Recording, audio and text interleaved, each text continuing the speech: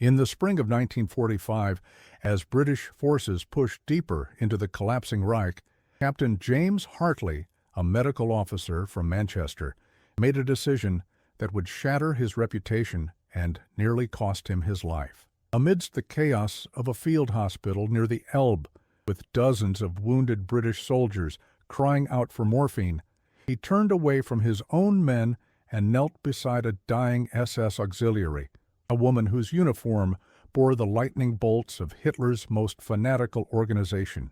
Within hours, whispers of treachery rippled through the ranks. By dawn, his commanding officer had placed him under armed guard, and military intelligence was en route to interrogate him for suspected collaboration with the enemy. What his accusers didn't know was that this woman carried a secret that could save thousands of Allied lives or doom them all. The spring of 1945 brought no relief to the men of the British Second Army as they carved their way through the dying convulsions of Nazi Germany. The landscape of Lower Saxony was a tableau of destruction. Villages reduced to skeletal ruins, roads cratered by artillery, and the acrid smell of cordite mixing with the sweet rot of death. For Captain James Hartley, a 32-year-old medical officer attached to the 7th Armored Division, the famed Desert Rats, the advance meant an endless procession of shattered bodies, screaming men, and impossible choices made in blood-soaked tents that served as field hospitals. Hartley had taken the Hippocratic Oath in 1936 at the University of Manchester, in a ceremony held in the grand Gothic hall where sunlight streamed through stained glass windows depicting the saints of healing. His father, a GP who had served in the Great War, had clasped his hand afterwards and said simply, "Remember, lad, oath doesn't ask about flags." At the time, James had nodded, not fully comprehending the weight those words would one day carry.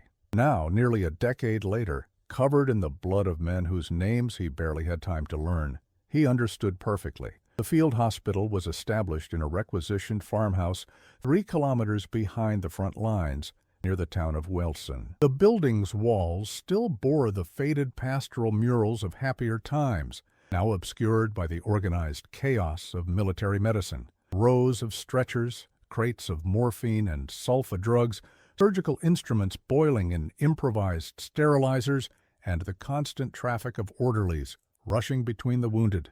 The British Army's medical corps was stretched impossibly thin, 1 doctor for every 200 men in some sectors, and Hartley had been operating for 16 hours straight when the convoy arrived.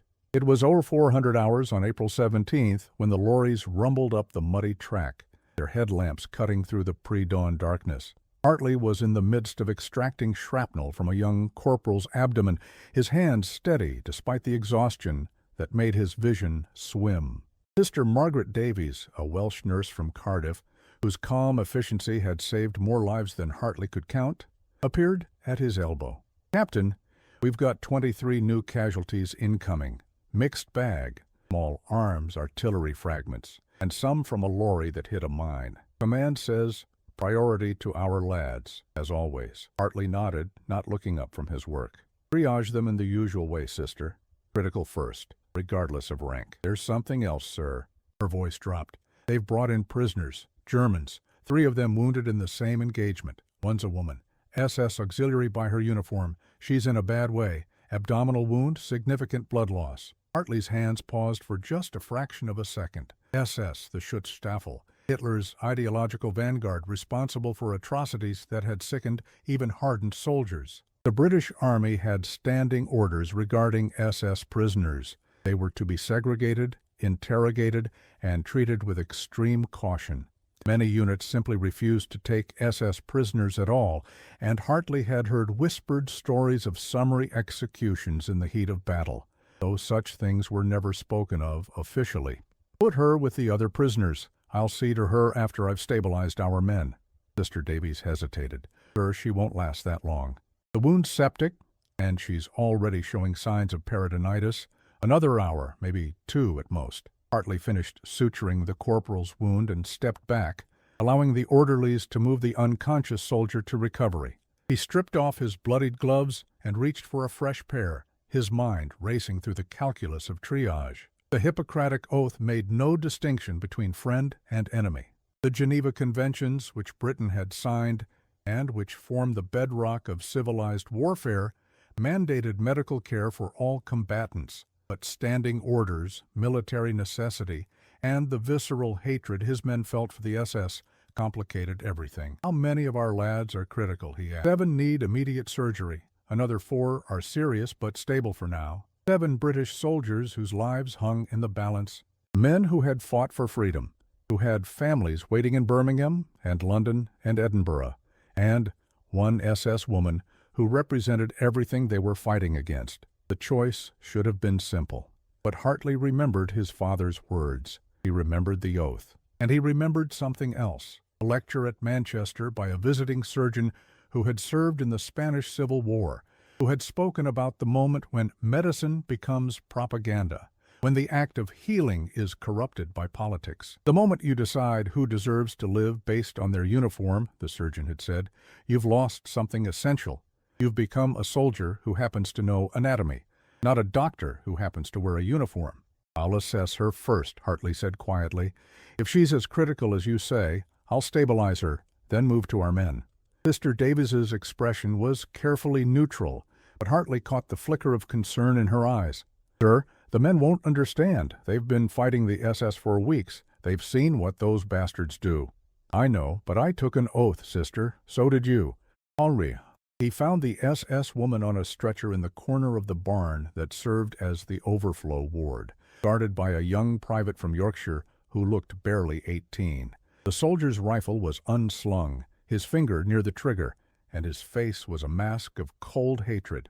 When Hartley approached, the private didn't move. "I need to examine the prisoner, Private." "She's SS, sir. Let the bitch die." Hartley's voice hardened.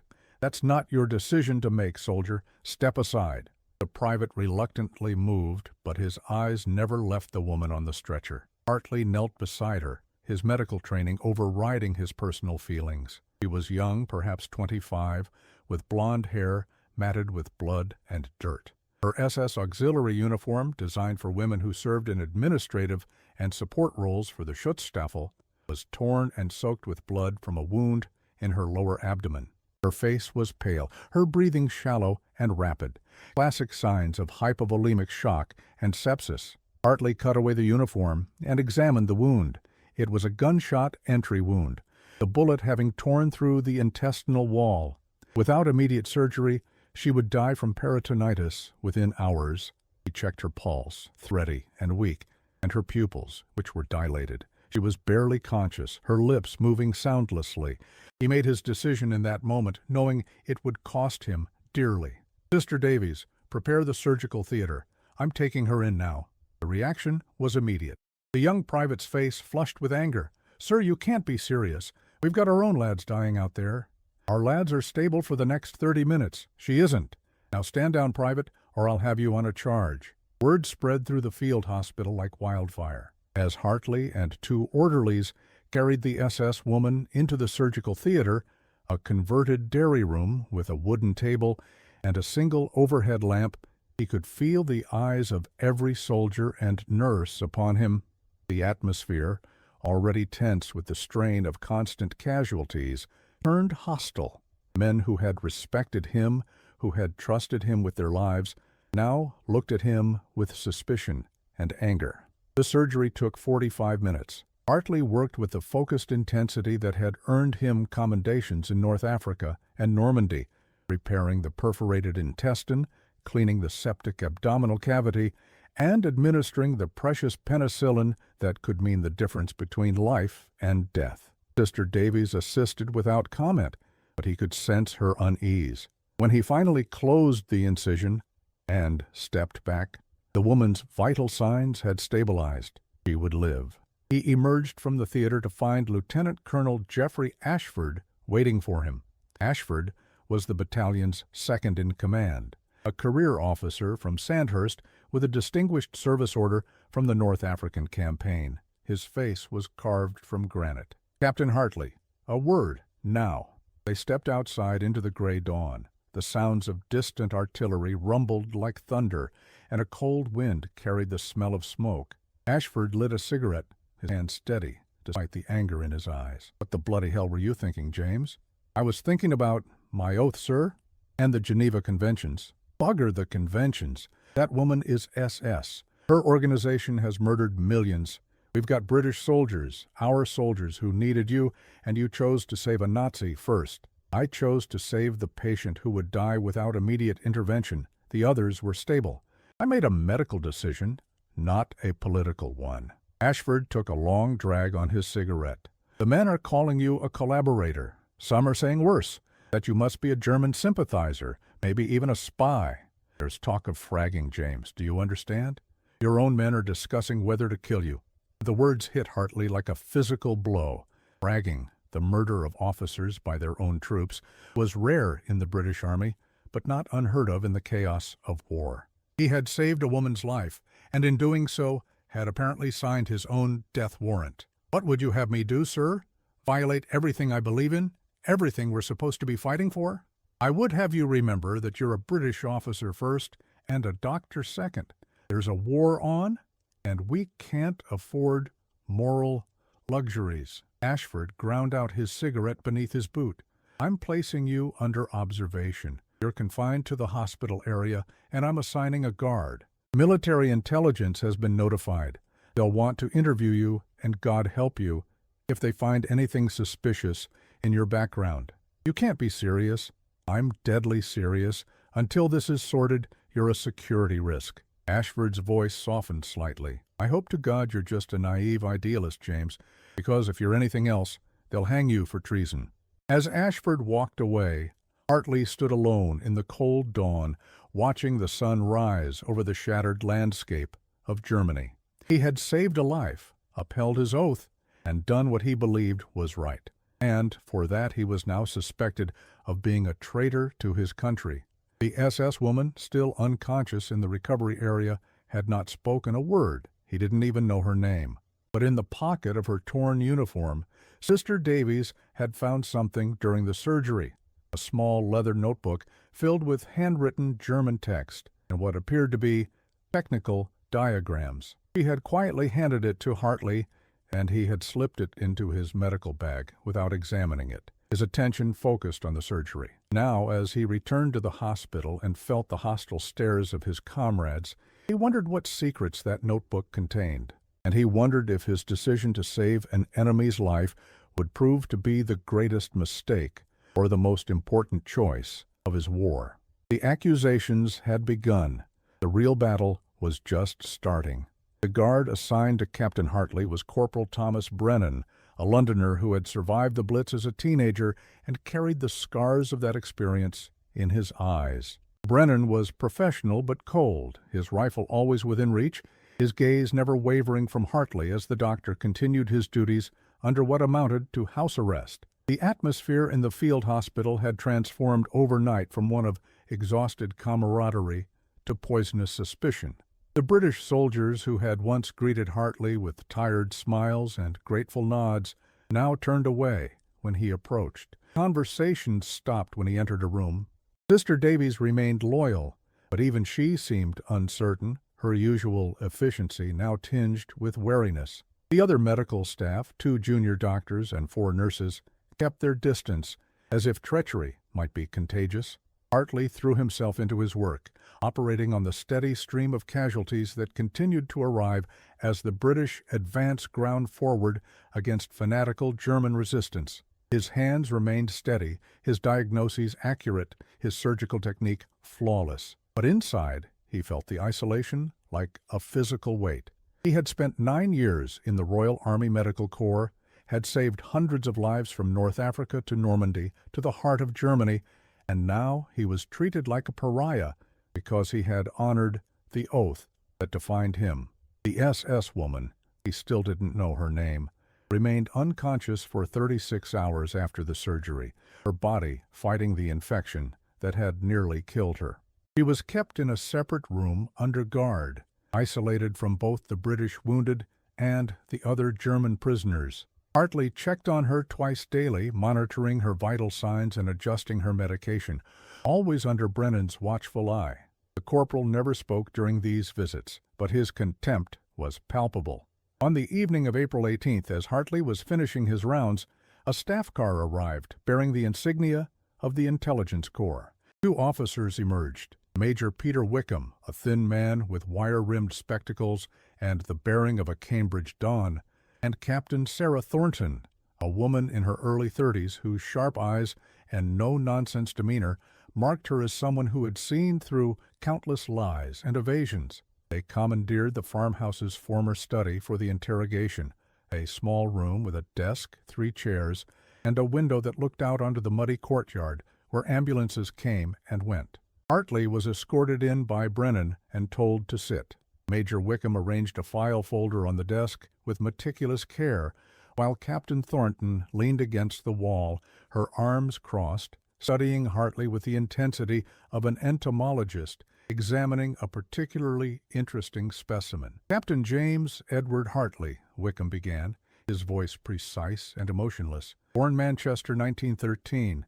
Educated at Manchester Grammar School and the University of Manchester Medical School. Commissioned into the RAMC in 1939. Service in North Africa with the 8th Army, Normandy with the 2nd Army, now attached to the 7th Armored Division. Exemplary record, mentioned in dispatches twice. Recommended for the Military Cross after the Battle of El Alamein. No political affiliations of note. Church of England, though not particularly observant. Father a GP, mother deceased 1938. No siblings, unmarried." He looked up. "Does that summary accord with your understanding of yourself, Captain?" "It does, sir." "Then perhaps you can explain why an officer with such an impeccable record would risk his career and his life to save an SS officer while British soldiers waited for treatment?"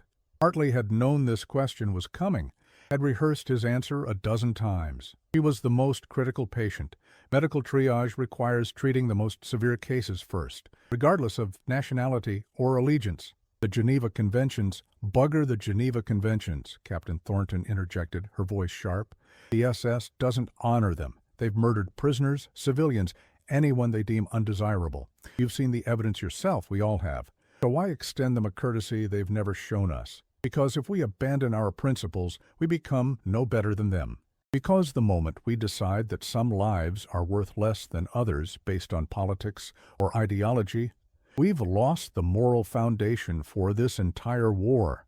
Wickham made a note in his file. "A noble sentiment. Some might call it naive. Others might call it a convenient excuse for collaboration." The accusation hung in the air like poison gas. Hartley felt his pulse quicken, but he kept his voice level. "I'm not a collaborator. I'm a doctor who took an oath to preserve life. That's all." "Yo, is it?" Thornton pushed off from the wall and circled behind Hartley's chair, a classic interrogation technique designed to unsettle. "Let's examine your background more closely. Your father served in the Great War, but he was also a member of the Peace Pledge Union in the 1930s, wasn't he? A pacifist organization that opposed rearmament and advocated for appeasement with Germany. My father believed in preventing another war. So did millions of Britons. That doesn't make him, or me, a Nazi sympathizer. Perhaps not, but it establishes a pattern of thinking that might make you more sympathetic to the enemy than most." Wickham consulted his notes. "You also spent 6 months in Germany in 1937, didn't you? A medical exchange program in Berlin." Hartley's stomach tightened. He had known his time in Germany would come up, but hearing it framed as evidence of disloyalty was like a knife twist. "It was a standard academic exchange. I studied surgical techniques at the Charité Hospital. Dozens of British medical students participated in similar programs before the war." "And during that time, did you have any contact with members of the Nazi Party?" "Berlin in 1937 was the capital of Nazi Germany. Everyone had contact with party members, whether they wanted to or not, but I had no political involvement. I was there to learn medicine, nothing more." Thornton leaned down, her face close to his ear. "Did you form any personal relationships during that time? Any friendships? Any romantic entanglements?" The question was a trap, and Hartley knew it. He had indeed formed a friendship with a German medical student named Klaus Richter, a brilliant surgeon who had been quietly opposed to the Nazi regime. They had spent long evenings discussing medicine and philosophy, and Klaus had confided his fears about where Germany was heading.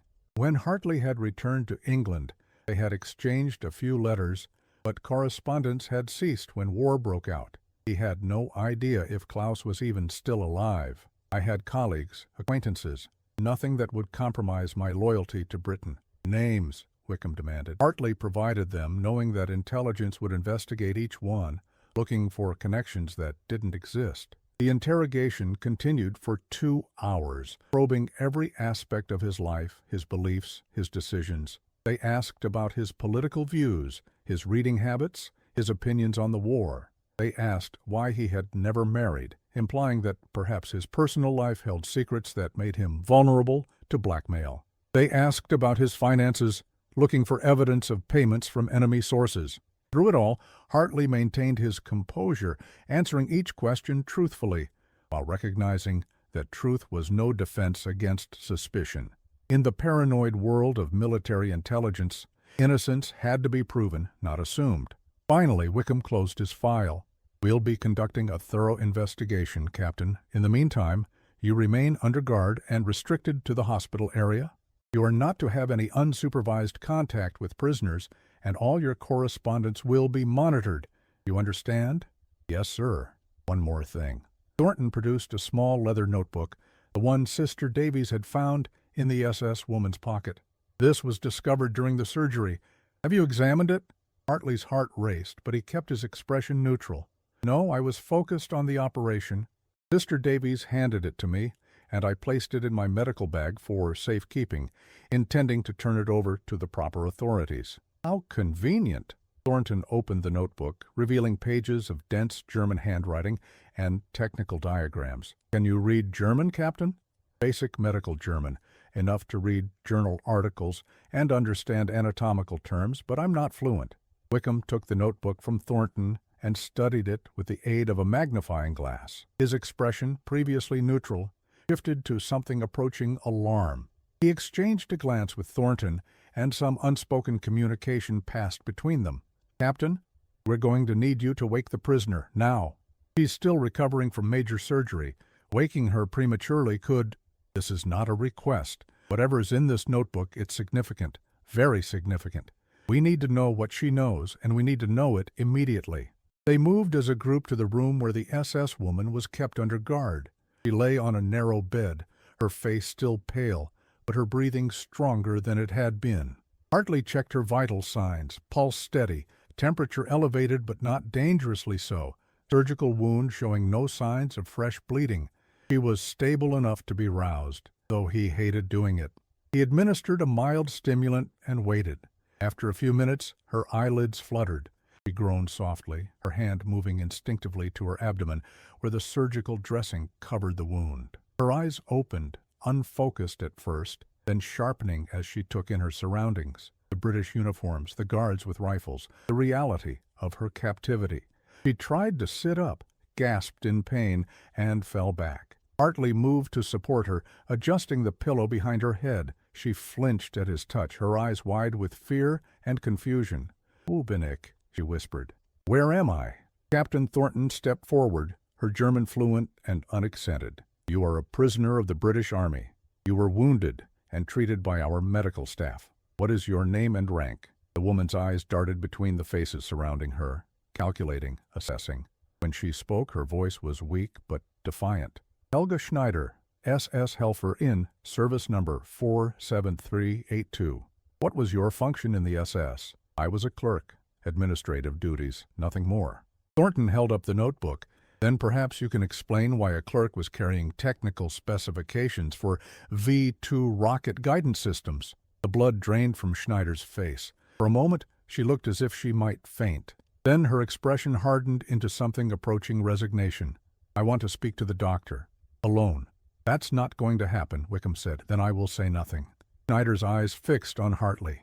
"You saved my life. You operated on me when you could have let me die. Why?" Hartley met her gaze. "Because I'm a doctor. It's what I do. Even for an SS officer? Even for someone your men call a monster?"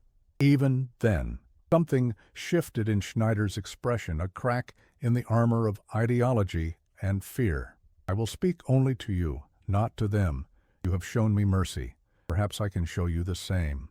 Wickham started to object, but Thornton raised a hand. "Give us the room, all of you except the doctor. But leave the door open, and we'll be right outside." It was a calculated risk, and everyone knew it, but the notebook's contents had clearly alarmed the intelligence officers enough to try unconventional methods. The guards withdrew, though Brennan positioned himself in the doorway, rifle at the ready. Wickham and Thornton stepped into the corridor, close enough to intervene if needed. Hartley pulled a chair close to the bed and sat down. "What do you want to tell me?" Schneider's eyes filled with tears. "I am not a clerk. I was a technical assistant at Peenemünde, the rocket research facility. I worked with the guidance systems for the V2 program. When the Soviets advanced from the east and your forces from the west, we were ordered to destroy all documentation and evacuate. But He paused, struggling with the words. "I could not destroy it. The work represented years of research, thousands of hours of calculations. It was science, not politics. So I copied the most critical specifications into that notebook and fled." "Why? If you're loyal to the Reich, why preserve information that could help the Allies?" "Because the Reich is dead. Anyone with eyes can see it. Germany has lost. But the knowledge, the science, that should not die with Hitler's madness. I thought perhaps I could trade it, use it, to survive." He laughed bitterly. "Instead, I was shot by a British patrol and left to die, until you came." Hartley's mind raced. If what she was saying was true, the notebook contained intelligence that could be invaluable, not just for ending the current war, but for the future. The V2 rocket program represented the cutting edge of military technology, and both Britain and the Soviets were desperate to capture German scientists and documentation before the other side could. The notebook contains guidance system specifications? Yes. Trajectory calculations, gyroscopic stabilization protocols, fuel mixture ratios, everything needed to replicate or improve upon the V2 design. Your intelligence officers will understand its value. Then why tell only me? Why not cooperate fully? Schneider reached out and grasped his hand, her grip surprisingly strong. "Because I am afraid. The SS has committed terrible crimes. I know this, even though I tried not to see it. I worked in a research facility, but I knew what the rockets were used for, to kill civilians in London and Antwerp. I told myself I was just a scientist, that I bore no responsibility. That was a lie." Tears ran down her cheeks. "I deserve to be punished, but I do not want to be handed over to the Soviets. I have heard what they do to SS prisoners. I would rather die. The British Army doesn't hand over prisoners to be tortured. Perhaps, but I need a guarantee. I will give your intelligence officers everything in that notebook and more. I can remember details not written down. I can explain the mathematics. I can help them understand the technology. But in exchange, I want asylum. I want to be treated as a defector, not a war criminal, and I want your word, Doctor, that you will advocate for me." It was a devil's bargain. Hartley was being asked to vouch for an SS officer to help her escape justice for her role in a program that had killed thousands of British civilians. The V2 rockets had rained down on London during the final years of the war, each one a ton of high explosive that struck without warning, killing indiscriminately. His own city of Manchester had been spared the V2s, but he had treated survivors of the London attacks, had seen the horrific injuries they caused. And yet, the intelligence she offered could save lives, could help Britain in the uncertain post-war world that was already taking shape, where the alliance with the Soviet Union was fracturing and new threats were emerging. "I can't make that promise," he said finally. "I'm a doctor, not a diplomat, but I can tell the intelligence officers what you've told me. I can testify that you've cooperated. Beyond that, it's out of my hands." Schneider studied his face for a long moment, then nodded. "You are an honest man. That is rare in war. Very well, I will cooperate. But remember, Doctor, you saved my life when you had every reason to let me die. That creates a debt, and I always pay my debts." Hartley called Wickham and Thornton back into the room. Over the next 3 hours, with Hartley translating when Schneider's English faltered, she provided a detailed explanation of the notebook's contents. The intelligence officers' initial skepticism gave way to intense focus as they realized the value of what they were hearing. Schneider described the V2's guidance system in technical detail, explained the challenges the German engineers had faced, and revealed the locations of hidden research facilities and the names of key scientists who might be captured before the Soviets reached them. By the time the interrogation concluded, Wickham's attitude toward Hartley had shifted noticeably. "Captain, it appears your decision to operate on the prisoner may have yielded significant intelligence benefits. I'll be including that in my report. Does that mean I'm no longer under suspicion?" "It means the investigation will continue, but with less urgency. You're still confined to the hospital area for now, but the guard will be reduced to a formality." Wickham closed his notebook. "You took an enormous risk, Captain. It could have ended very badly for you." "It still might," Thornton added. "The men in your unit still think you're a traitor. That won't change overnight, regardless of what intelligence says." He was right. As Hartley returned to his quarters that night, exhausted and emotionally drained, he could feel the hostility radiating from every corner of the field hospital. He had been vindicated in the eyes of intelligence, but in the eyes of his comrades, he remained the doctor who had chosen an SS officer over British soldiers. The real test, he knew, was still to come, because Helga Schneider's information, valuable as it was, had set in motion a chain of events that would put Hartley at the center of a race against time, and against an enemy that was far closer than anyone suspected. The intelligence extracted from Helga Schneider's notebook sent ripples through the British command structure with the speed of a telegraph signal. Within 24 hours of her initial debriefing, a team of technical specialists arrived from London, scientists from the Ministry of Supply, and officers from the Special Operations Executive, all desperate to verify and exploit the information before the Soviets could do the same.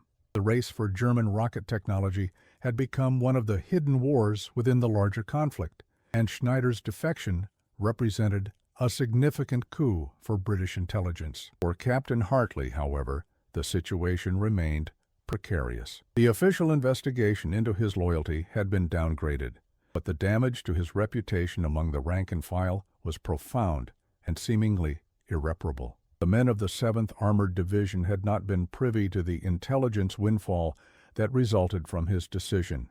All they knew was that their medical officer had prioritized an SS prisoner over British soldiers, and no amount of official exoneration could erase that perceived betrayal.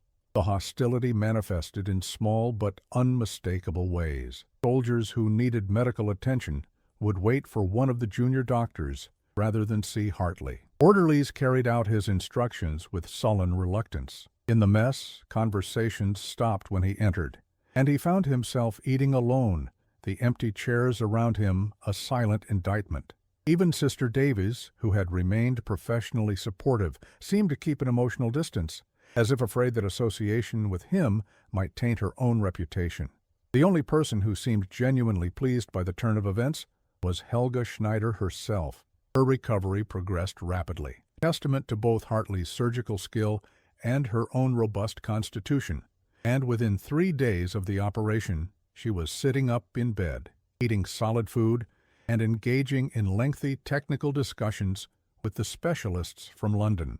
She had been moved to a more secure location within the hospital complex, a former wine cellar that had been converted into a makeshift interrogation room, and was under constant guard by military police rather than regular infantry. Hartley checked on her daily, monitoring her surgical wound and adjusting her medication. During these visits, she would often try to engage him in conversation, expressing gratitude for saving her life and curiosity about his background. He kept these interactions brief and professional, acutely aware that every word was likely being monitored by intelligence. On the morning of April 22nd, 5 days after the initial surgery, Hartley was conducting his rounds when Corporal Brennan, still assigned as his nominal guard, though the restrictions had been relaxed, approached with an urgent message. "Captain, Major Wickham needs to see you immediately.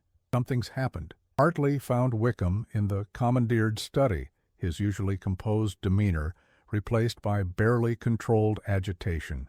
Captain Thornton was there as well, along with a man Hartley didn't recognize, a lieutenant colonel with the insignia of the Royal Engineers and a face that looked as if it had been carved from Yorkshire granite. "Captain Hartley, this is Lieutenant Colonel David Pemberton," Wickham said without preamble. He's been coordinating the technical assessment of Schneider's information. There's been a development. Pemberton's voice was gruff, with the accent of industrial leads. Captain, we've been cross-referencing Schneider's data with intelligence from other sources, captured documents, interrogations of other prisoners, aerial reconnaissance. The picture that's emerging is deeply troubling. He spread a series of photographs and documents across the desk. Hartley recognized aerial reconnaissance images of industrial facilities, along with technical diagrams that meant nothing to him. Schneider's information about the V2 guidance systems is accurate. We've verified that much. But there are inconsistencies in her account of the Peenemünde facility's evacuation. She claims she fled on April 10th when the facility was being abandoned ahead of the Soviet advance. But we have intelligence indicating that key personnel and equipment were evacuated weeks earlier in late March. The facility she describes was already a shell by the time she says she left. Hartley frowned. Perhaps she's confused about the dates. She was wounded in shock. Or perhaps she's lying, Thornton interjected. We've been operating under the assumption that she's a defector motivated by self-preservation. But what if she's something else entirely? What if she was sent deliberately with just enough genuine information to establish credibility, but with a larger objective in mind? The implication hung in the air like cordite smoke. Hartley felt a chill run down his spine. You think she's a plant? That the notebook was bait? We think it's possible, Wickham said carefully. The Germans are desperate. They know they've lost, but they're still capable of sophisticated deception operations. What if Schneider's real mission was to infiltrate our intelligence apparatus, to identify our technical specialists, learn what we know about their rocket program, and report back? Report back to whom? She's been under constant guard since she regained consciousness. Pemberton leaned forward. That's what we need to determine. Captain, you've had more personal interaction with Schneider than anyone except the interrogators. Has she said anything, done anything that struck you as odd? Any requests that seemed unusual? Hartley thought back through his interactions with Schneider.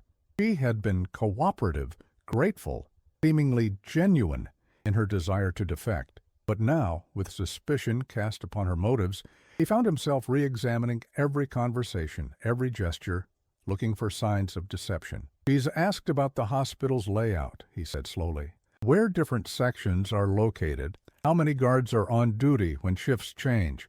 I assume she was just trying to understand her environment.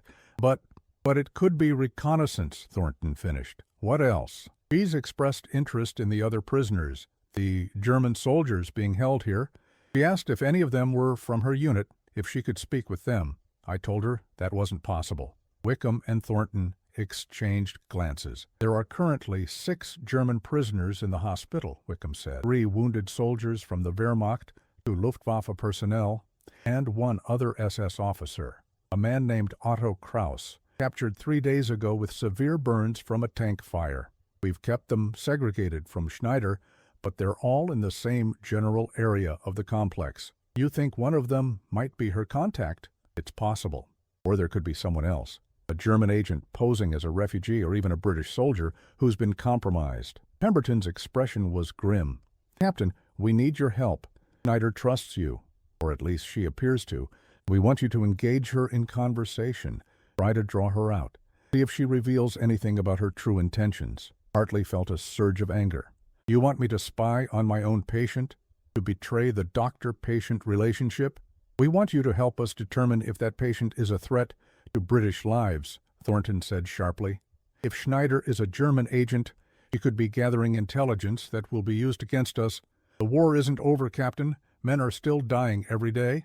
We need to know if we've been compromised. The appeal to duty was effective, and Hartley knew it.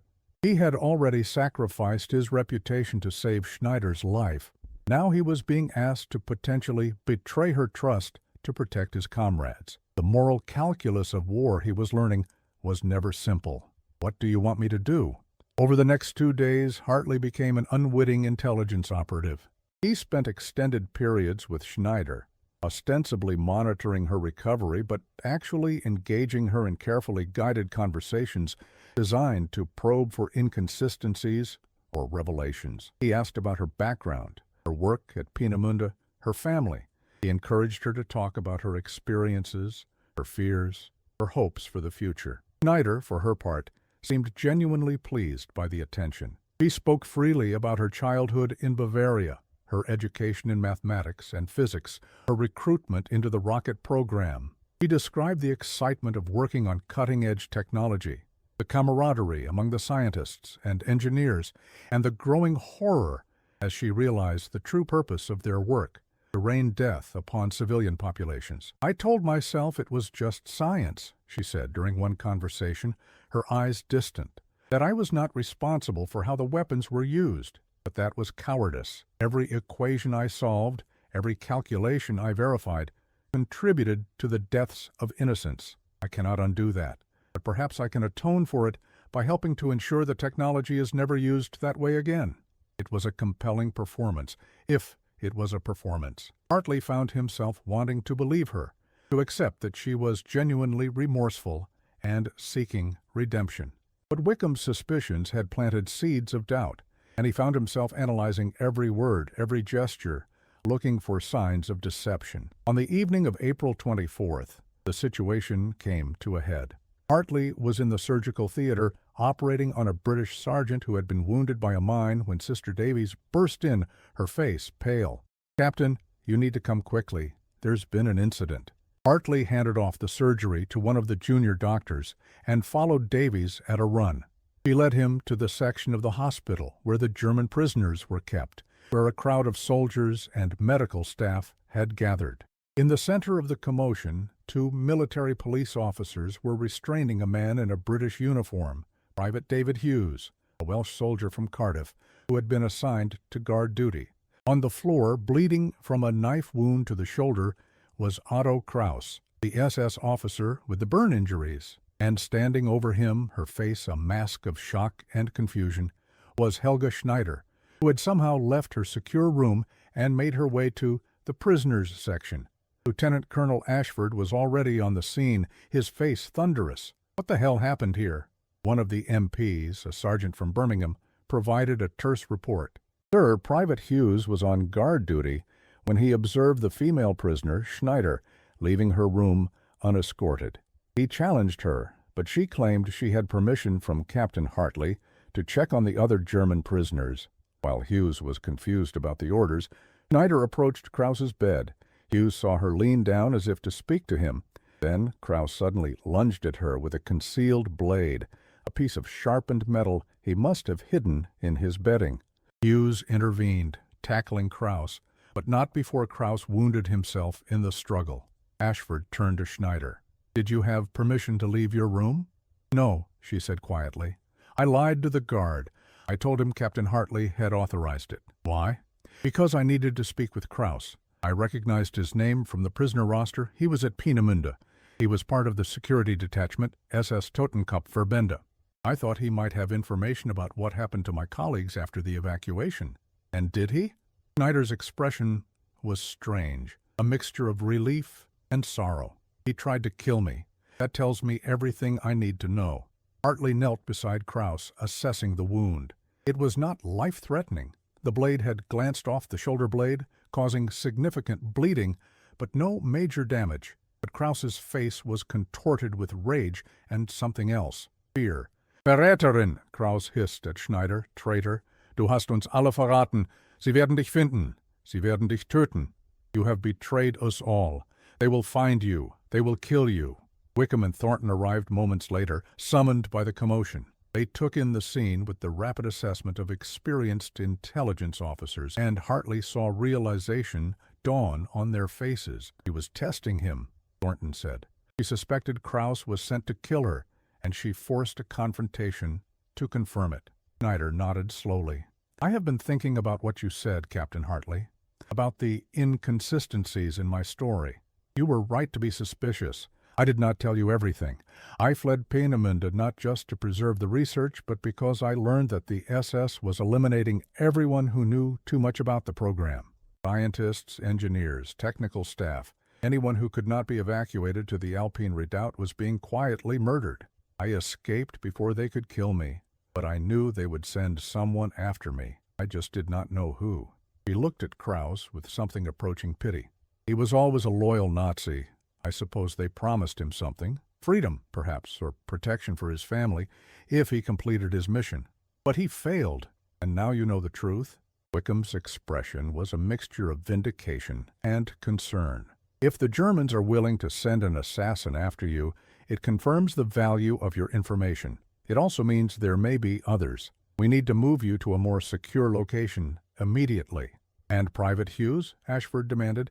He allowed a prisoner to leave her secure area based on a lie. He's a 20-year-old kid from Cardiff who was confused by a convincing story, Hartley interjected. He intervened when he saw the attack. He did his job. Ashford glared at Hartley but nodded grudgingly. Fine. But this entire situation is a cock-up of the highest order. Captain Hartley, you're to have no further unsupervised contact with Schneider. Is that clear? Perfectly clear, sir. As the MPs led Schneider back to her room, this time with doubled guards and explicit orders that she was not to leave under any circumstances, she caught Hartley's eye. Thank you, she mouthed silently. Hartley didn't respond. He was too busy processing the implications of what had just occurred. Schneider's information was genuine, valuable enough that the Germans were willing to risk an assassination attempt to silence her. But the attempt had failed, and in failing, it had revealed the lengths to which the enemy would go to protect their secrets. The war, everyone kept saying, was nearly over. But for Captain James Hartley, it felt as if it was just beginning. The attempted assassination of Helga Schneider sent shockwaves through the British command structure and transformed the field hospital into something resembling a fortress. Military police presence was tripled, security protocols were tightened to the point of paranoia, and every German prisoner was subjected to intensive reinterrogation. Otto Kraus, the would-be assassin, was transferred to a prisoner-of-war camp specializing in high-value detainees where more sophisticated interrogation techniques could be employed. His initial resistance crumbled within 48 hours, and he confirmed what Schneider had suspected. He had been part of a Sonderkommando, a special unit tasked with eliminating German scientists and technicians who might defect to the Allies. The revelation cast the final days of the Third Reich in an even darker light. The Nazi leadership, facing inevitable defeat, had turned on its own people with the same ruthless efficiency it had once directed at its enemies. Scientists who had devoted years to developing wonder weapons for the fatherland were now being hunted and murdered to prevent their knowledge from falling into Allied hands. It was a scorched earth policy applied to human capital, and it spoke to the depths of desperation and paranoia that gripped the collapsing regime. For Captain Hartley, the aftermath of the assassination attempt brought an unexpected rehabilitation. The men who had viewed him with suspicion and contempt now saw the situation in a different light. His decision to save Schneider had not only yielded valuable intelligence, but had also prevented that intelligence from being lost to an enemy assassin. The narrative shifted from traitor who helped the SS to doctor whose quick thinking saved a valuable defector. It was not a complete restoration of his reputation. Some soldiers remained convinced he had shown poor judgment, but the open hostility diminished, replaced by a grudging acknowledgment that perhaps he had been right after all.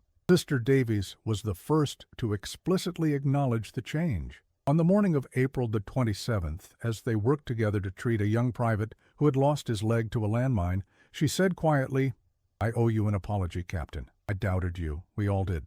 But you saw something the rest of us missed, that saving her life was the right thing to do, regardless of the consequences." "I didn't know there would be intelligence value," Hartley replied, his hand steady as he tied off a bleeder.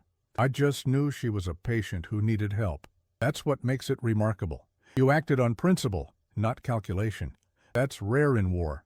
The conversation was interrupted by the arrival of Major Wickham, who had become a near-constant presence at the hospital as the intelligence operations surrounding Schneider expanded. He waited until Hartley had finished with the patient, then drew him aside. "Captain, we have a problem, a significant one." They moved to the privacy of the study where Wickham spread out a map of northern Germany. Red circles marked various locations connected by lines that formed a complex web. Based on Schneider's information and Kraus's interrogation, We've identified 3 other locations where German rocket scientists are believed to be hiding, waiting for an opportunity to defect or be captured by Western forces rather than the Soviets. The most important is here. We tapped a location near Braunschweig, a farmhouse where Dr. Ernst Steinhoff and his team are reportedly holed up. Steinhoff was the chief guidance systems engineer for the Fa-2 program. If we can secure him and his documentation, it would be an intelligence coup of the highest order. What's the problem? The problem is that the Soviets are closer. Their advance units are less than 30 kilometers away and moving fast. We have perhaps 48 hours before they reach the area. We need to mount a retrieval operation immediately, but there's a complication. Steinhoff won't trust just anyone. He's paranoid about Soviet infiltrators and German loyalists. He needs to be convinced that defecting to the British is safe. Hartley had a sinking feeling he knew where this was going.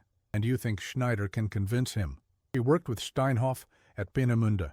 They were colleagues, possibly friends. If she vouches for us, he'll come willingly.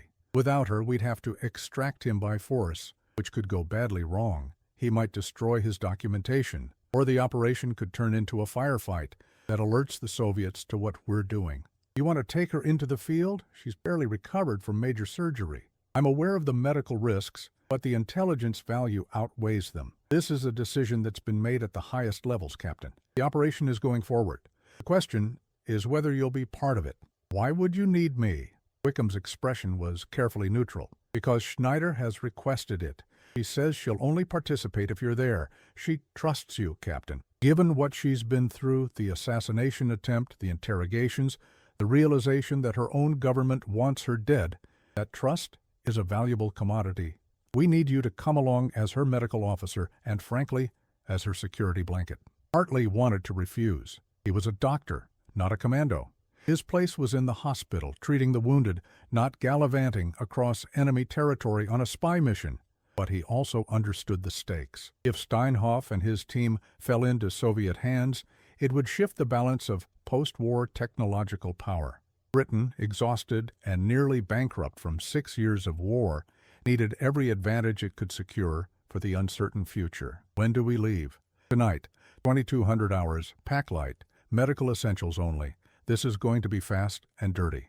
The operation was designated Paperclip Alpha, a name that would later become infamous as part of the broader Allied effort to capture German scientists. The team consisted of 12 men, 6 from the Special Air Service, veterans of operations behind enemy lines, 3 intelligence corps officers, including Wickham and Thornton, Corporal Brennan, who had volunteered to serve as Hartley's bodyguard, Hartley himself, and Helga Schneider. They departed the field hospital under cover of darkness, traveling in 2 unmarked lorries that had been modified for speed rather than comfort. Schneider sat in the back of the lead vehicle, wrapped in a British Army greatcoat that concealed her identity, her face pale but determined. Hartley sat beside her, his medical bag at his feet, acutely aware that he was about to cross from the relative safety of the hospital into active combat zone.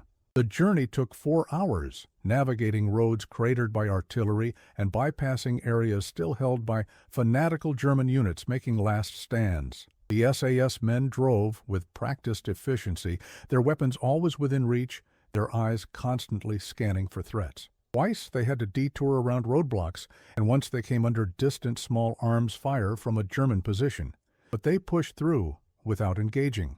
They reached the target area, a rural region of farmland and forest northeast of Braunschweig, just before dawn on April 28th. The farmhouse where Steinhoff was reportedly hiding was a traditional half-timbered structure surrounded by fields, isolated and defensible. The SAS team established a perimeter while Wickham, Thornton, Hartley, and Schneider approached the building.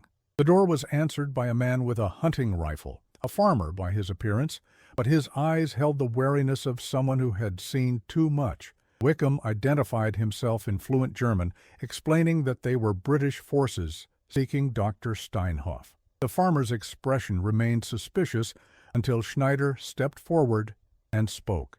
Herr Steinhoff, es ist Helga Schneider. Ich bin hier, Ihnen zu helfen. Dr. Steinhoff, it's Helga Schneider. I'm here to help you. There was a long pause, Then a voice from inside the farmhouse, cultured and educated, responded, "Helga, is it really you? We heard you were dead." "I nearly was, but the British saved me." "They can save you, too, if you trust them." The door opened wider, revealing a man in his 50s, thin and exhausted, with the haunted eyes of someone who had been living in fear for weeks. Behind him, Hartley could see several other figures, men and women, all with the same look of desperate hope. "The Soviets are coming," Steinhoff said. "We have perhaps hours, not days. If you can get us out, we will come. But we have documentation, equipment. It must all come with us." "We have transport," Wickham assured him. "But we need to move now." What followed was a frantic hour of organized chaos. Steinhoff's team, 7 scientists and engineers, plus 3 family members, gathered their belongings and the precious crates of documents and equipment they had salvaged from Peenemünde. The SAS men loaded everything into the lorries with military efficiency, while Hartley checked each person for medical issues that might complicate the journey. One elderly scientist had a heart condition. A young woman was pregnant.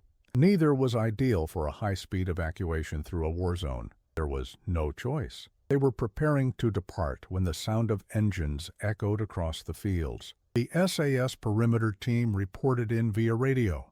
Soviet advance units, a reconnaissance force of armored cars and motorcycles, approaching from the east. They had perhaps 10 minutes before the Soviets reached the farmhouse. "We need to go.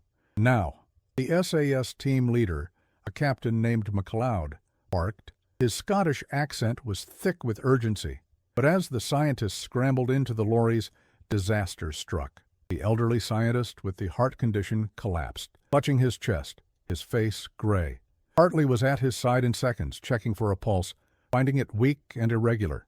Myocardial infarction, a heart attack, brought on by stress and exertion. "I need to stabilize him before we move him, or he'll die," Hartley said. "We don't have time," MacLeod replied. "The Soviets will be here in minutes. Then you'll have to buy me those minutes." It was a desperate gambit, and everyone knew it. MacLeod swore viciously in Gaelic, then began barking orders to his men. The SAS team took up defensive positions around the farmhouse, their weapons trained on the approaching Soviet force. Wickham and Thornton helped load the other scientists into the lorries, while Hartley worked frantically to save the dying man. He administered morphine for the pain, nitroglycerin to dilate the coronary arteries, and oxygen from a portable tank. The scientist's breathing eased slightly, his color improving from gray to merely pale. It wasn't a cure. The man needed a hospital, proper cardiac care, but it was enough to stabilize him for transport. "He's ready. Let's move." They carried the scientist to the lorry and laid him on a makeshift stretcher. Hartley climbed in beside him, monitoring his pulse as the vehicle's engine roared to life. Through the open back of the lorry, he could see the Soviet armored cars cresting a hill less than a kilometer away. The SAS men piled into the vehicles, and the convoy lurched into motion, racing down a farm track toward the British lines. Behind them, the Soviets gave chase, heavier vehicles struggling on the muddy roads, but their determination evident. Gunfire crackled, bullets pinging off the lorry's metal frames. Inside the vehicle, Hartley braced himself against the wild motion, one hand on the scientist's wrist to monitor his pulse, the other gripping a support bar. Snyder sat across from him, her face pale but composed. Their eyes met, and in that moment Hartley saw not an SS officer or a defector or an intelligence asset, but simply another human being caught in the madness of war. "Thank you," she said quietly, barely audible over the engine noise and gunfire. "For everything. We're not safe yet." "No, but because of you, we have a chance." The chase continued for 20 agonizing minutes. The British lorries racing through the pre-dawn darkness with Soviet vehicles in pursuit. The SAS men returned fire when they could, their discipline and training evident in every controlled burst. One Soviet armored car took a direct hit from a Piat anti-tank weapon and exploded in a ball of flame, but the others kept coming. They crossed into British-held territory just as the sun broke over the horizon, passing through a checkpoint manned by tanks of the 11th Armored Division. The British tanks immediately moved to block the road, their guns trained on the pursuing Soviets. The Soviet commander, faced with the prospect of starting a shooting war with his supposed allies, called off the pursuit. The convoy didn't stop until they reached a secure facility 10 kilometers behind the lines, a requisitioned manor house that had been converted into a debriefing center for high-value defectors. As the scientists and their families were helped from the lorries, exhausted but alive, Hartley finally allowed himself to breathe. The elderly scientist had survived the journey, though he would need weeks of recovery. Steinhoff and his team were already being whisked away by intelligence officers, their documentation secured in locked cases. The operation had been a success, snatched from the jaws of disaster by a combination of skill, courage, and sheer bloody-minded determination. Major Wickham found Hartley sitting on the manor house steps, too tired to move. "You did well, Captain, damned well. That man would have died without you. That's my job, keeping people alive. It's more than that. You kept your head in an impossible situation. You made the right calls under fire. That's the mark of a good officer." Wickham paused. "And for what it's worth, I was wrong about you. You're not a naive idealist. You're a man who understands that principles matter, even in war, especially in war." It was as close to an apology as Hartley was likely to get, and he accepted it with a nod. As Wickham walked away, Schneider emerged from the manor house, escorted by 2 guards. He had been cleaned up, given fresh clothes, and looked more like a scientist than a prisoner. "They tell me I will be taken to England," she said, "to continue my cooperation. I wanted to thank you before I go. You saved my life twice now, once on the operating table, and once by believing I was worth saving. I'm a doctor. It's what I do. No, it is who you are. There is a difference." She held out her hand, and after a moment's hesitation, Hartley shook it. "I hope we meet again, Captain Hartley, in a better world than this one." "So do I." As she was led away, Hartley remained on the steps, watching the sun rise over the shattered landscape of Germany. The war was ending, but its consequences would echo for decades. The choices made in these final days, who to save, who to trust, what principles to uphold, would shape the world that emerged from the ashes. He had made his choices. Now he would have to live with them. The success of Operation Paperclip Alpha reverberated through British military and intelligence circles with the force of a well-placed artillery strike. Dr. Ernst Steinhoff and his team represented one of the most significant intelligence coups of the final weeks of the war, and the documentation they brought with them, detailed specifications for rocket guidance systems, propulsion technologies, and aerodynamic designs, would prove invaluable in the post-war technological race. Within days of their extraction, Steinhoff and his colleagues were on their way to Britain, where they would be debriefed, assessed, and ultimately integrated into British rocket research programs that would shape the nation's defense capabilities for decades to come. For Captain James Hartley, the operation's success brought a vindication that was both professional and personal. The whispers of treachery that had followed him since his decision to operate on Helga Schneider were replaced by a new narrative. The doctor whose moral courage and quick thinking had enabled a crucial intelligence victory. Lieutenant Colonel Ashford, who had been among his harshest critics, personally commended him in front of the assembled medical staff, acknowledging that Hartley's judgment had been proven correct in the most dramatic fashion possible. "Gentlemen and ladies," Ashford said, his voice carrying the weight of formal recognition, "we are in the business of saving British lives." Captain Hartley did precisely that, not just through his surgical skill, but through his unwavering commitment to the principles that distinguish us from our enemies. His actions have contributed materially to the security of the realm. That is the highest duty any officer can fulfill. The applause that followed was genuine, if somewhat subdued. The men of the 7th Armored Division were not given to emotional displays, but Hartley could see the shift in their attitudes, the nods of respect, the handshakes, the quiet words of acknowledgement. He had been tested in the crucible of war and had emerged with his honor intact. But vindication came with a price, and Hartley was acutely aware of the costs that had been paid along the way. The elderly scientist he had stabilized during the extraction, Professor Wilhelm Adler, had survived the journey but died 3 days later in a British military hospital, his heart too damaged to recover. Hartley had done everything medically possible, But the stress of the evacuation had simply been too much for the 72-year-old man's failing cardiovascular system. Adler's death weighed on Hartley's conscience, even though he knew rationally that the alternative, leaving him to fall into Soviet hands or die at the farmhouse, would have been worse. There were other costs as well, less tangible, but no less real. The moral compromises required by the operation troubled Hartley deeply. He had helped extract German scientists who had worked on weapons designed to kill British civilians, the V-2 rockets that had rained down on London, Antwerp, and other cities, killing thousands of innocents. These men were not ideological Nazis like the SS, but they had nonetheless contributed to the Reich's war machine. Now they were being welcomed by Britain, their expertise valued more highly than justice for their victims. Helga Schneider's case was even more complex. She had been an SS officer, part of an organization responsible for unspeakable atrocities. Yet she had also been a scientist, a woman who had tried to preserve knowledge rather than destroy it, and who had risked her life to defect. Was she a war criminal deserving punishment, or a defector deserving protection?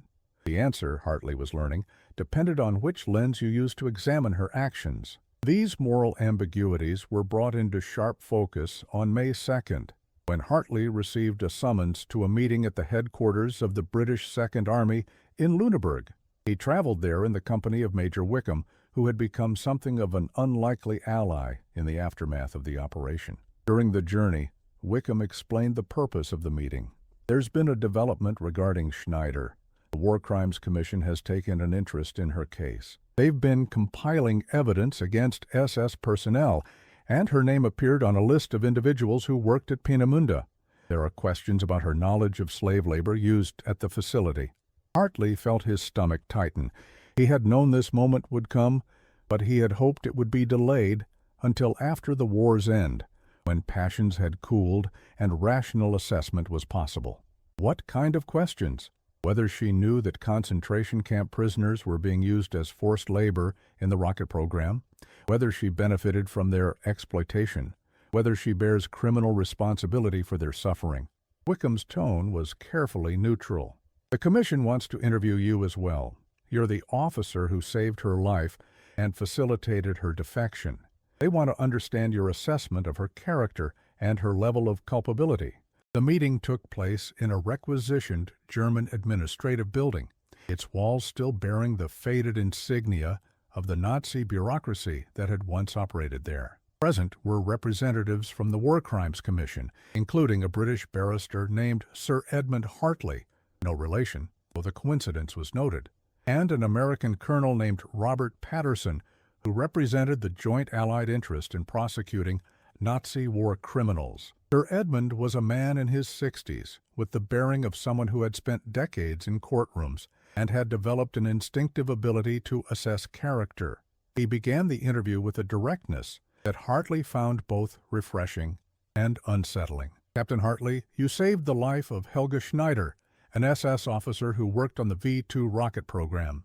Can you explain your reasoning for that decision? Hartley had answered this question a dozen times, but never in a context where the stakes were so high. He was a critically wounded patient. I took an oath to preserve life. The decision was medical, not political. But you must have known she was SS. You must have known what that organization represents. I knew. But I also knew that if I started making medical decisions based on a patient's political affiliations or past actions, I would cease to be a doctor and become an executioner. That's not who I am. Colonel Patterson leaned forward. Captain, we're not questioning your medical ethics. We're trying to understand Schneider's level of culpability. You've spent more time with her than almost anyone on our side. In your assessment, did she know about the use of slave labor at Peenemünde? Did she participate in or benefit from the exploitation of concentration camp prisoners? It was the question Hartley had been dreading because he didn't have a clear answer. During his conversations with Schneider, she had spoken about her work in abstract terms, equations, calculations, technical problems. She had expressed remorse for the civilian deaths caused by the V-2 rockets, but she had never mentioned the thousands of prisoners who had been worked to death building those rockets in underground factories. I don't know, Hartley said finally. She never spoke about it directly, but Peenemünde was a large facility.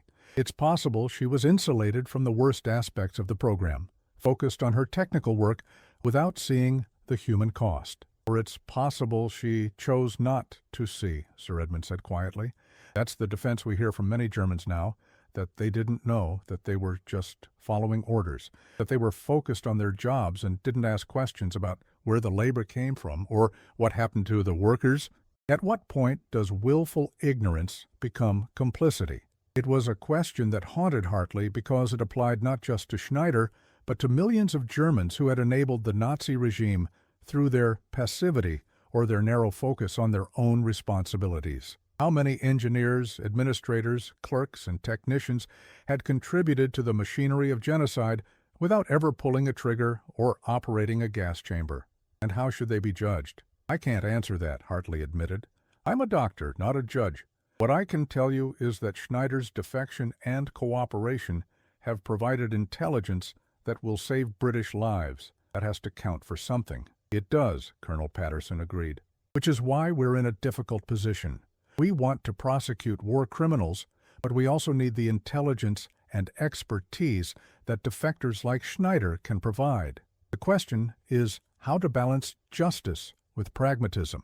The interview continued for another hour, probing every aspect of Hartley's interactions with Schneider and his assessment of her character. By the end, he felt emotionally exhausted, as if he had been cross-examined in a trial where the verdict would determine not just Schneider's fate, but the moral framework for how Britain would deal with thousands of similar cases in the months and years to come. As he was leaving, Sir Edmund pulled him aside. "Captain, I want you to understand something. The work we're doing, prosecuting war criminals, establishing accountability, is essential, but it's also incomplete. There are millions of Germans who bear some degree of responsibility for what happened, and we can't possibly prosecute them all. We have to make choices about who to pursue and who to let go.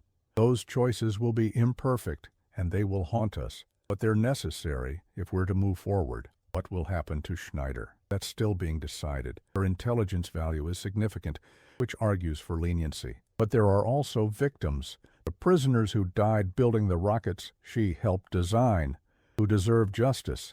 It's a balance, and I don't envy those who have to strike it." Hartley returned to the field hospital that evening to find that the war had taken another step toward its conclusion. Reports were coming in of German forces surrendering en masse across northern Germany. The end was days away, perhaps hours. The men of the 7th Armored Division, who had fought from North Africa to the heart of the Reich, were beginning to allow themselves to believe that they might actually survive. On May 4th, German forces in northwest Germany, Denmark, and the Netherlands surrendered to Field Marshal Bernard Montgomery at Lüneburg Heath. The fighting in the British sector was over. 3 days later, on May 7th, Germany signed an unconditional surrender at Reims. The war in Europe was finished. The news was greeted with exhausted relief rather than jubilation. The men had seen too much, lost too many comrades to celebrate with abandon. There were quiet toasts in the mess, subdued handshakes, and a pervasive sense of, "We made it," rather than, "We won." For Hartley, the moment was bittersweet. He had survived, but the moral complexities of the final weeks, the choices made, the compromises accepted, would stay with him forever. On May 10th, 3 days after VE Day, Hartley received a letter from Major Wickham. It was brief and to the point. "Captain Hartley, I wanted to inform you that a decision has been reached regarding Helga Schneider. In recognition of her intelligence, cooperation, and the value of the information she provided, she will not be prosecuted for war crimes. Instead, she has been granted asylum in Britain and will continue to work with our rocket research program under supervision." This decision was not made lightly, and it reflects the difficult balance between justice and pragmatism that will characterize much of the post-war period. I also wanted to inform you that you have been recommended for the Military Cross in recognition of your actions during Operation Paperclip Alpha. The citation notes your courage under fire, your medical skill, and your unwavering commitment to the principles that define British military medicine. It is a well-deserved honor. The war is over, but the work of building peace has just begun. I have no doubt you will continue to serve with the same integrity and dedication you have shown throughout this conflict. Yours sincerely, Peter Wickham, Major Intelligence Corps. Hartley read the letter twice, then folded it carefully and placed it in his pocket. The Military Cross was a significant honor, one that would mark him as an officer who had distinguished himself in combat. But he felt no particular pride in the recognition. He had simply done his job, saved lives, upheld his oath, made the best decisions he could in impossible circumstances. As for Schneider, he felt a complex mixture of relief and unease. He would live, would contribute to British science, would have a chance at redemption. But the prisoners who had died building the rockets she helped design would never have that chance. Justice, it seemed, was a luxury that the victors could afford to dispense selectively. The cost of victory, Hartley was learning, was measured not just in lives lost, but in moral compromises made, and those costs would be paid for generations to come. The summer of 1945 brought a strange new reality to Europe. The guns had fallen silent, but the continent remained a landscape of devastation and displacement. Millions of refugees trudged along shattered roads, searching for homes that no longer existed. Cities lay in ruins, their populations struggling to find food and shelter amidst the rubble. And across Germany, the Allied occupation forces began the immense task of rebuilding a nation while simultaneously holding it accountable for unprecedented crimes. For Captain James Hartley, the transition from war to peace was disorienting. The field hospital near Wellsen was gradually decommissioned as casualties dwindled, and the British Army began the process of demobilization.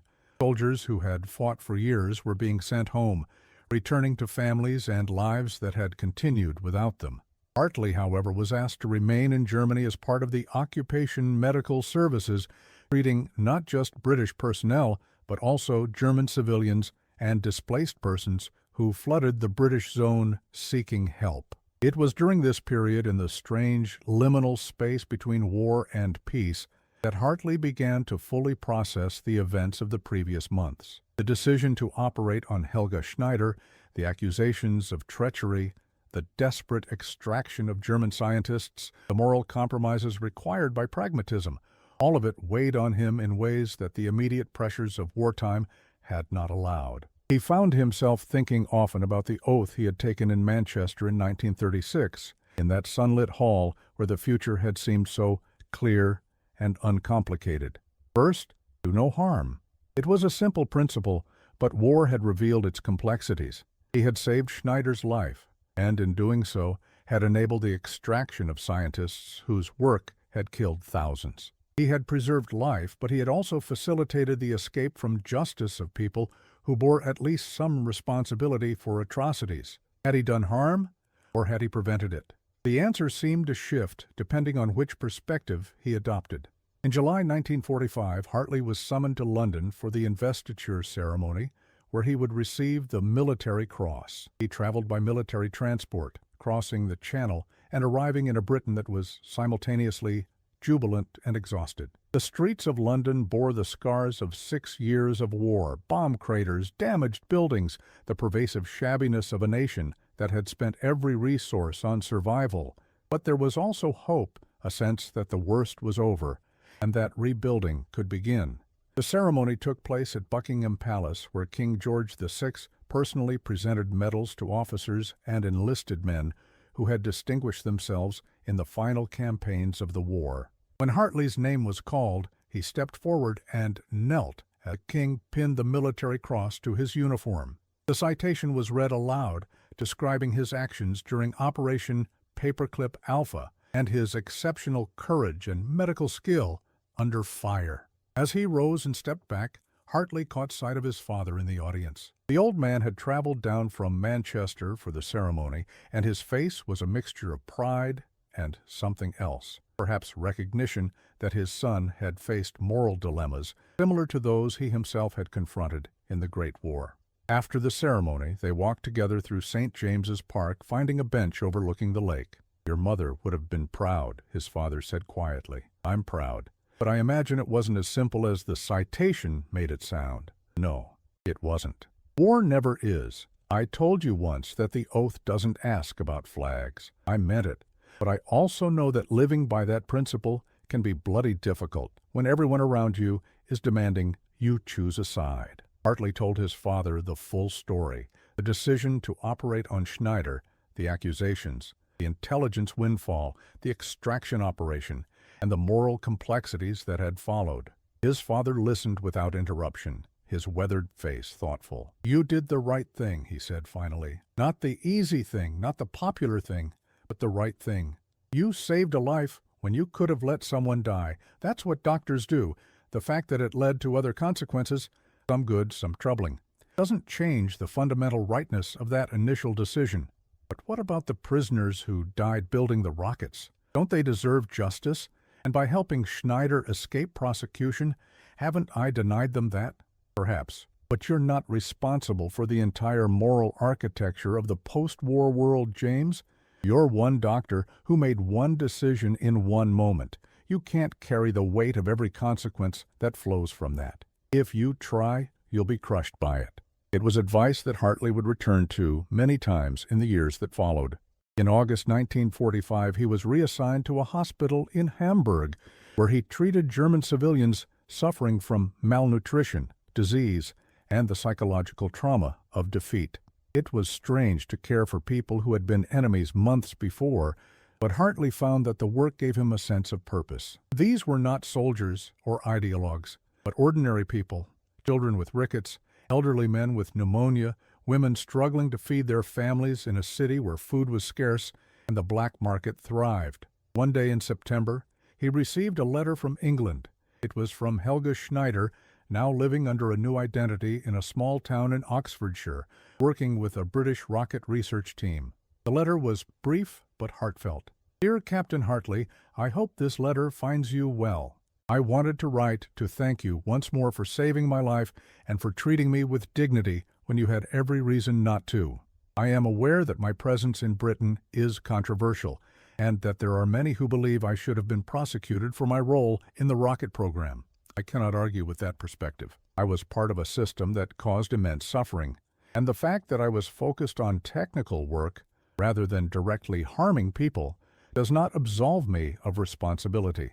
What I can say is that I am trying to atone for my past by ensuring that the knowledge I possess is used for peaceful purposes rather than destructive ones. The work I am doing now is focused on satellite technology and space exploration, using rockets to expand human knowledge rather than to kill. It is a small redemption, but it is the only one available to me. I think of you often and of the choice you made to save my life. You showed me that even in the midst of war, humanity and principle can survive. That is a lesson I will carry with me for the rest of my life." With gratitude and respect, Helga Schneider Hartley read the letter several times, then filed it away with his other correspondence. He never replied. What could he say that would adequately capture the complexity of his feelings? But he was glad to know that she was alive and trying, in her own way, to make amends. In October 1945, the Nuremberg trials began, establishing the legal framework for prosecuting Nazi war criminals. Hartley followed the proceedings with intense interest, reading newspaper accounts of the testimony and evidence presented. The trials were imperfect. Many guilty parties escaped justice, while some defendants were scapegoated for crimes that had been committed by thousands, but they represented an attempt to establish accountability in a way that previous wars had not. He thought often about the choices that had been made regarding Schneider and the other scientists who had been granted asylum in exchange for their cooperation. It was a pragmatic decision, justified by the intelligence value they provided and the need to prevent their expertise from falling into Soviet hands. But it was also a moral compromise, a recognition that justice was sometimes subordinate to national interest. In December 1945, Hartley was finally demobilized and returned to civilian life. He was offered a position at Manchester Royal Infirmary, where he would work as a surgeon specializing in trauma cases. It was a natural fit. His wartime experience had given him skills and knowledge that few civilian doctors possessed, and he accepted gratefully. The years that followed were marked by the slow process of rebuilding, both personally and nationally.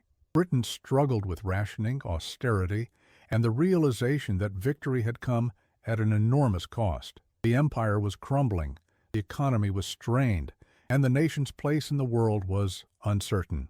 But there was also progress. The creation of the National Health Service in 1948, which embodied the principle that health care was a right rather than a privilege, the gradual reconstruction of cities and infrastructure, and the emergence of a new generation determined to build a better world than the one that had produced two catastrophic wars. Hartley threw himself into his work at the hospital, treating the victims of industrial accidents, car crashes, and the myriad traumas of modern life. He never married. The war had left him with a wariness of emotional attachments, a sense that loss was always lurking just beyond the horizon.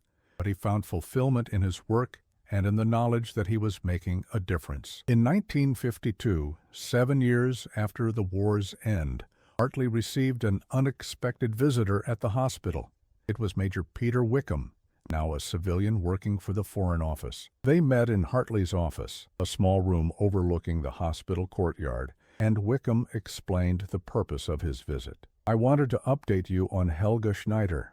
She's done remarkable work over the past 7 years, contributed to several important advances in rocket guidance systems and satellite technology. But she's also been struggling with guilt and depression. Last month she attempted suicide. She survived, but it was a close thing." Hartley felt a pang of sorrow. "Is she receiving help?" "Yes, psychiatric care, counseling. But she asked if she could see you. She says you're the only person who understood what she was going through during the war. I told her I'd ask, but I understand if you'd rather not." Hartley thought about it for a long moment. He had moved on from the war, built a new life, tried to leave the moral complexities of those final months behind. But he also knew that some debts could never be fully repaid, some connections never fully severed. Tell her I'll see her, but not as a doctor, as someone who was there, who remembers. They met 2 weeks later in a quiet cafe in Oxford, not far from where Schneider was living. She looked older than her years, her face lined with the weight of memory and regret. But her eyes were clear, and when she saw Hartley, she smiled with genuine warmth. "Thank you for coming. I wasn't sure you would." "I wasn't sure either, but I'm glad I did." They talked for hours, revisiting the events of 1945 and the paths their lives had taken since. Schneider spoke candidly about her struggles with guilt, her attempts to atone through her work, and her growing realization that some actions could never be fully redeemed. "I saved knowledge," she said at one point. "I preserved the science, but I didn't save the people who died building the rockets. I didn't even try. I told myself I was just a scientist, that I wasn't responsible. That was cowardice, and now I have to live with that." "We all have to live with the choices we made," Hartley replied. "I saved your life, and that led to intelligence that helped Britain. But it also meant that justice was denied to the victims of the rocket program.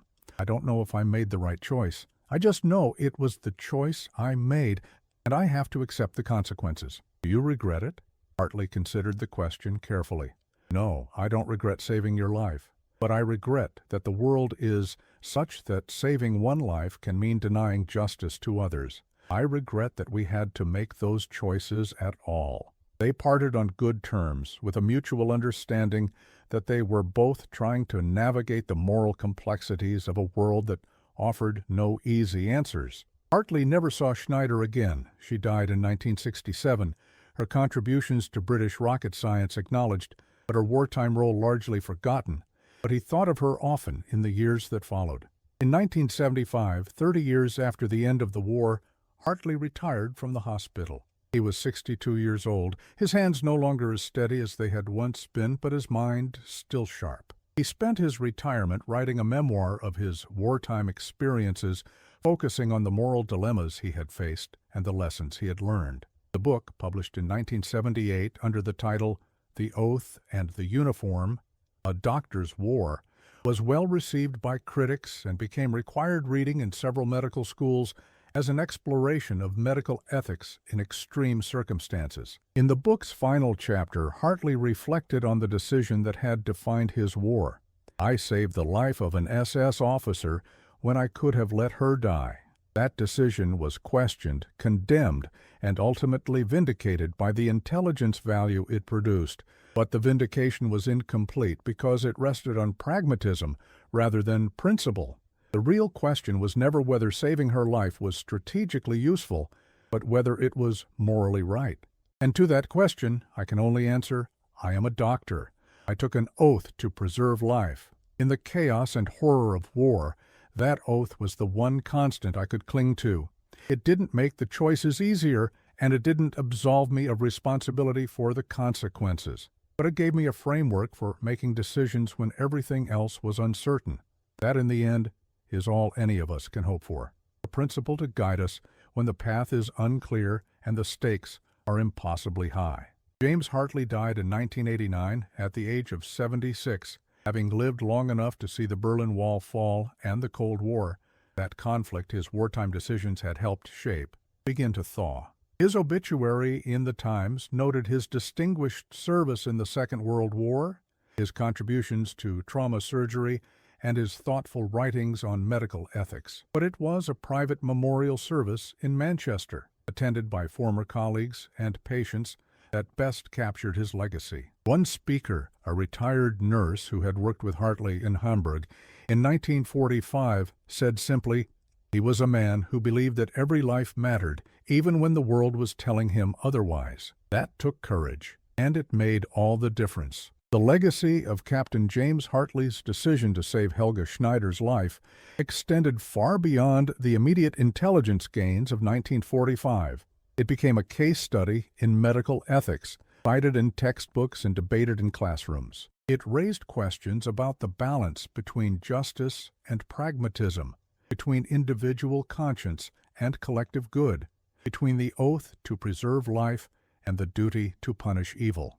There were no easy answers to these questions, then or now. But the story endured as a reminder that even in the darkest moments of history, individual choices matter. That principle, upheld at great personal cost, can make a difference. And that the oath to heal, taken in a sunlit hall in Manchester in 1936, could survive even the horrors of the Second World War. In the end, that was James Hartley's true legacy, not the lives he saved or the medals he earned, but the example he set of a man who refused to abandon his principles, even when the world demanded he do so. It was a legacy that would inspire generations of doctors, soldiers, and ordinary people facing their own impossible choices in their own uncertain times. If you found this remarkable story of courage, conscience, and the impossible choices of war compelling, please subscribe to our channel for more untold tales from the Second World War. What other moral dilemmas faced by British servicemen and women during the conflict would you like us to explore? Share your thoughts in the comments below and help us uncover the hidden stories that shaped our world. Remember to like this video and share it with anyone interested in the human side of history, the moments when ordinary people faced extraordinary decisions and chose to uphold their principles against all odds.